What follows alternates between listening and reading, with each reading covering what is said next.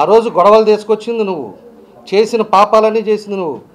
ఆ రోజు MLC election ఉంటే మహిళని చూడకుండా ఆళ్ళ వెంకటరత్నాన్ని దగ్గరుండి కొట్టండి కొట్టండి అని చెప్పేసి ఆ ఈశ్వర్ని వాళ్ళందరినీ కొట్టించింది నువ్వు కాదా? ఆ రోజు ఏమైనా మీ పోలీసు వాళ్ళు ఏమైనా నీ కేసు పెట్టారా? ఎవరి మీద ఒకరి మీద పెట్టారా? మళ్ళీ ఆ తర్వాత మేడికొండ మోహన్ని ఒక ఆడ మనిషి మీ కోడల్ని ఏదో ఇక్కడికి రావద్దమ్మా అపార్ట్మెంట్కి అని చెప్పింది దానికి ఆమెను ఇంటికి పోయి ఇంట్లోపలికి పోయేసి కొట్టించింది నువ్వు కాదా? వాళ్ళని కొట్టించింది కాకుండా మళ్ళీ అక్కడికి మోహన్ అనే వ్యక్తి అక్కడికి వస్తే అతను కొట్టించింది నువ్వు కాదా? రక్తం వచ్చేటట్టు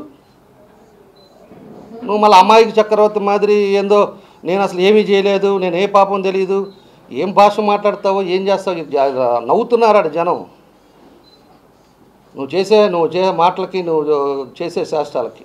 మళ్ళా కొట్టావు. మళ్ళీ హాస్పిటల్లో ఉంటే హాస్పిటల్లో నుంచి గంజాయి బ్యాచ్ని వేసుకొని వచ్చి ఎంతమందిని కొట్టావు?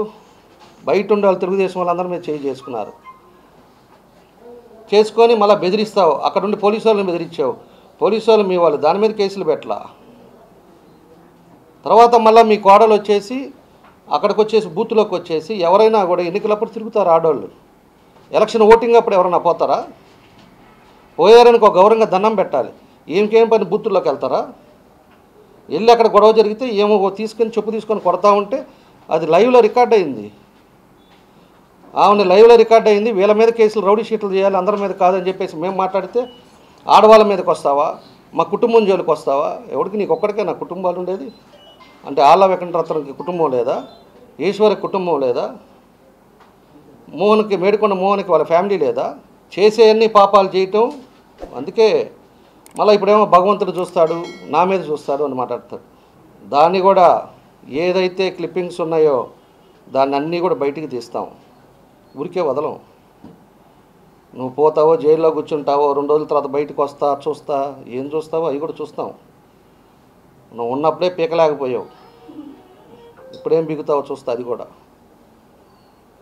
అంటే నీ ఇష్టం వచ్చినట్టు మాట్లాడితే వాడు వీడు లేకపోతే మొన్న ఏదో ఇంకోటి ఏదో మాట్లాడాడు ఒక వీడియోలో చూసా, ఏంది బచ్చాగాడు అనేది.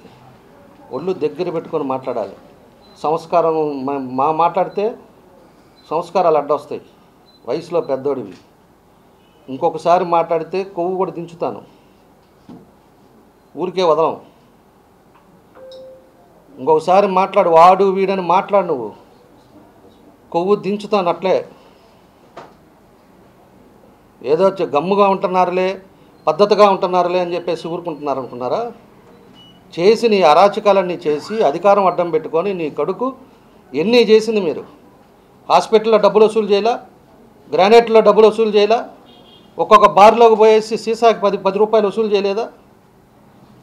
వైశాస్ కమర్షియల్ బిల్డింగ్ ఉంటే డబ్బులు వసూలు చేయాలా? నాకేం తెలియదు, మా కొడుకు ఏం తెలియదు అని మాట్లాడతారు. నాకు అర్థం కాదు అసలు. చేసిన పాపాలకి బుద్ధి చెప్పారు ప్రజలు. తెలుసుకో, సంస్కారంగా మాట్లాడటం తెలుసుకో. వచ్చావా కార్యకర్తలకు అండగా ఉంటారని చెప్పి. నువ్వెవడ బొమ్మన్నా నిన్ను పారిపోయింది, నువ్వు ఎందుకు పోయావు? ఎలక్షన్ అయిపోయింది, నువ్వు ఓడిపోతున్నావు, ఇంట్లో కూర్చో. సాయంత్రం ఆ కార్యకర్తలందరికీ ధైర్యం చెప్పు, నేనున్నాను, సరే గవర్నమెంట్ పోయింది, మీకు అన్నిటికీ నేను అండగా ఉంటా అని చెప్పి నువ్వు మాట్లాడుకోవాలి. నీ పాటికి నువ్వు కౌంటింగ్ అయిపోయి మాకు ఇంకా సర్టిఫికేట్ ఇవ్వకముందే నువ్వు హైదరాబాదు చేరిపోయావు 4 గంటలకల్లా. నువ్వేం మాట్లాడతావు? నువ్వు ఇంకా కార్యకర్తల మీద నీకేముంది విశ్వాసం? ఇవాళ కార్యకర్తలకు అండగా ఉంటానని ఇట్లా చెప్పగలుగుతావు నువ్వు? జనాలు తెలియదు అనుకుంటావా? నువ్వు వచ్చి మాయ మాటలు చెప్పి 4 రోజులు ఉండి 2 రోజులు ఉండి పోతే మళ్ళీ జనాలకు ప్రజలకు తెలియదా? మీ నాయకులకు తెలియదా?